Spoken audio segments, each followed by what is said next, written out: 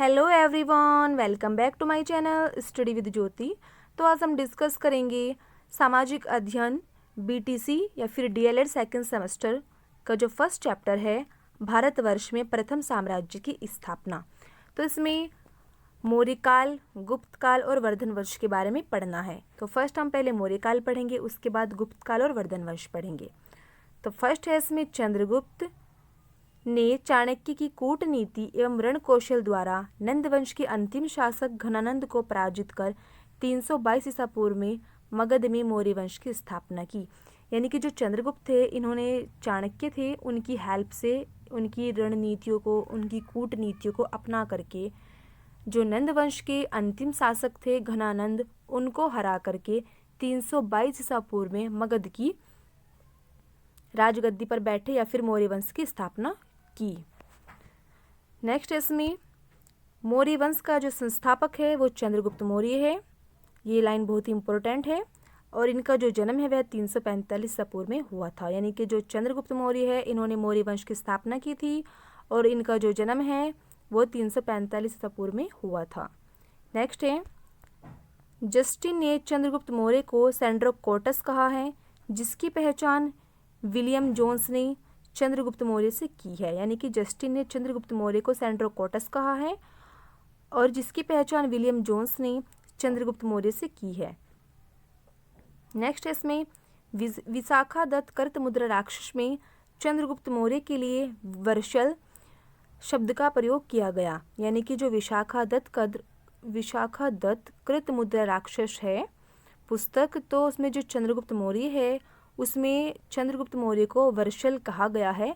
वर्षल का मतलब होता है कि जो निम्न कुल में उत्पन्न होते हैं उनको वर्षल बोला जाता है।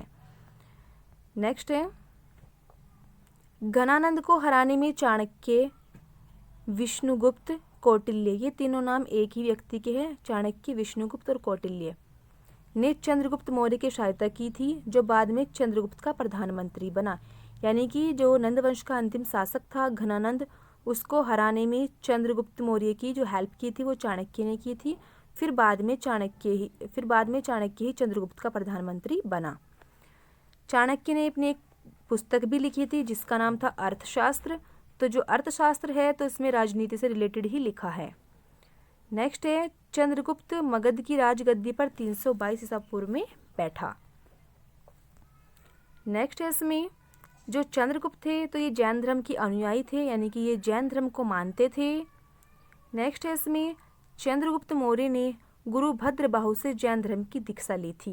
यानी कि जो चंद्रगुप्त मौर्य के जो गुरु थे वो गुरु भद्रबाहु थे, जिनसे इन्होंने जैन धर्म की दीक्षा ली थी।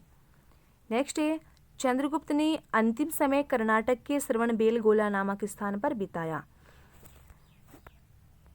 नेक्स्ट है इसमें चंद्रगुप्त मौर्य ने 305 ईसा पूर्व में सेल्यूकस निकेटर को हराया। क्वेश्चन पूछ भी लिया जाता है कि सेल्यूकस निकेटर को चंद्रगुप्त मौर्य ने कब हराया, तो वह 305 ईसा पूर्व में हराया। बिहार की जो राजधानी है पटना, तो पटना का ही पुराना नाम है पाटलिपुत्र।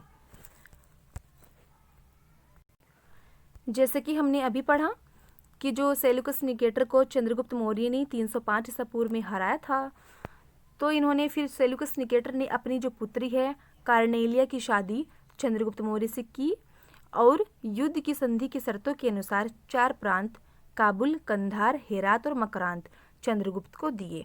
बहुत ही इम्पोर्टेंट लाइन है कि जो कौन से युद्ध की संधि के अनुसार 4 प्रांत दिए थे, तो काबुल, कंधार, हेरात और मकरांत चंद्रगुप्त को दिए थे। मेगस्थनीज सेल्यूकस निकेटर का राजदूत था जो चंद्रगुप्त के दरबार में रहता था। यानी कि जो सेल्यूकस निकेटर था वह मेगस्थनीज था वह सेल्यूकस निकेटर का राजदूत था जो चंद्रगुप्त के दरबार में रहता था। और जो पहला विदेशी व्यक्ति था जो यानी कि भारत में प्रथम बार आया था, तो वह मेगस्थनीज ही था। नेक्स्ट है मेगस्थनीज की पुस्तक। इन्होंने अपनी पुस्तक लिखी है मेगस्थनीज ने, इंडिका। तो इस पुस्तक में इन्होंने 2 चीज़ों का वर्णन किया है।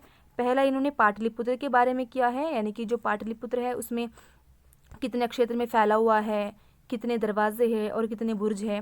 यानी कि ये 9 मील में फैला है और इसके 64 दरवाजे हैं और 570 बुर्ज हैं। सेकंड, इन्होंने चंद्रगुप्त के कार्य करने का तरीका बताया है, यानी किस प्रकार से कार्य करते हैं। चंद्रगुप्त मौर्य का जो मंत्रिपरिषद था वो 30 सदस्यों से बना था। ये सभी राय देने के लिए थे चंद्रगुप्त को, लेकिन चंद्रगुप्त मौर्य इनसे हटकर भी अच्छे सुझाव ले सकता था।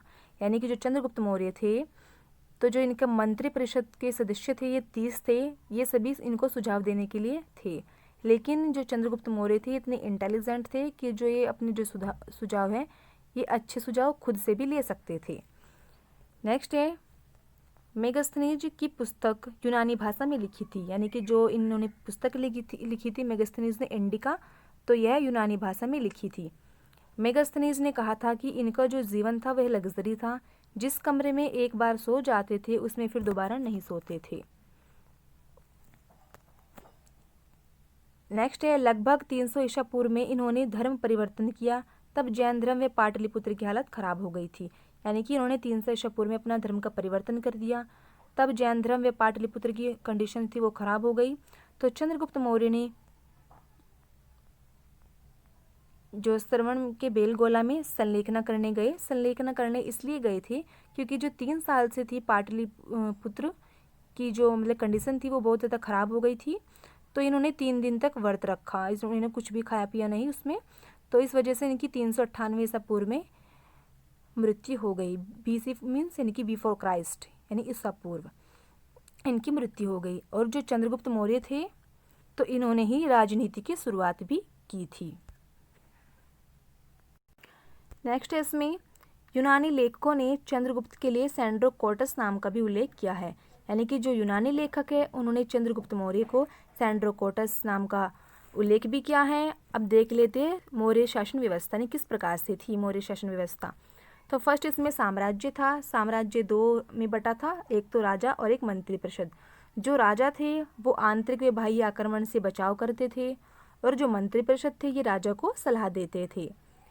तो फिर साम्राज्य में प्रांत आ जाते हैं। प्रांत में होता था राज्यपाल। तो जो राज्यपाल था ये प्रांतीय शासन व्यवस्था को देखता था।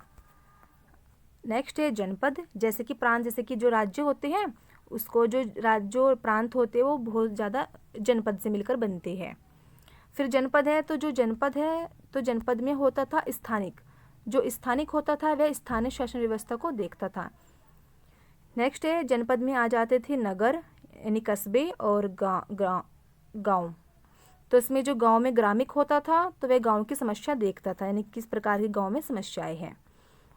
नेक्स्ट है, इसमें चंद्रगुप्त मौर्य और सेल्यूकस के बीच हुए युद्ध का वर्णन एपियानस ने किया है। यानी कि इन्होंने बताया है कि जो चंद्रगुप्त मौर्य है और जो सेल्यूकस निकेटर के बीच में जो युद्ध हुआ है तो जो उसका वर्णन किया है वो एपियानस ने किया है।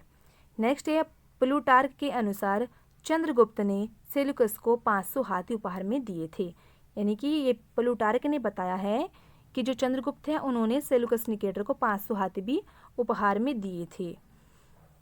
तो जो चंद्रगुप्त मौर्य की मृत्यु है वो 298 ईसा पूर्व में हो गई थी श्रवण बेलगोला में उपवास के दौरान, क्योंकि इन्होंने 3 दिन का जो व्रत रखा था, यानी कि 3 दिन तक ये भूखे थे, इन्होंने कुछ भी खाया पिया नहीं था। तो इस प्रकार से इनकी व्रत रखने से इनकी मृत्यु हो गई थी। और इसमें मेगस्थनीज ने बताया भी है कि जो इनका जो जीवन था वो बहुत ज़्यादा लग्जरी था। जैसे कि जब सम्राट जनता के सामने आता था अवसरों पर तो शोभा यात्रा के रूप में जश्न मनाया जाता था। उन्हें एक सोने की पालकी में ले जाया जाता था, और जिनके अंग रक्षक थे वो सोने और चांदी से अलंकृत हथियारों पर जो सोने चांदी से मतलब कि अलंकृत हाथियों पर सवार होते थे, यानी कि उन पर बैठते थे। और कुछ अंग रक्षक यानी कि जो रक्षा करते हैं वो पेड़ों को लेकर चलते थे, और इन पेड़ों पर जो प्रशिक्षित तोतों का झुंड रहता था, यानी कि जो तोते पढ़े लिखे होते हैं ना तो उनका जो झुंड रहता था, और जो सम्राट के सिर के चारों तरफ चक्कर लगाते रहते थे। और राजा सामान्यतः हथियारबंद महिलाओं से भी घिरे रहते थे। उनके जो खाना खिलाते थे तो खास नौकर उस खाने को चखते थे पहले, उसके बाद ही उस खाने को वे खाते थे। और ये भी बताया गया है कि वे लगातार 2 रात तक किसी भी एक कमरे में नहीं सोते थे।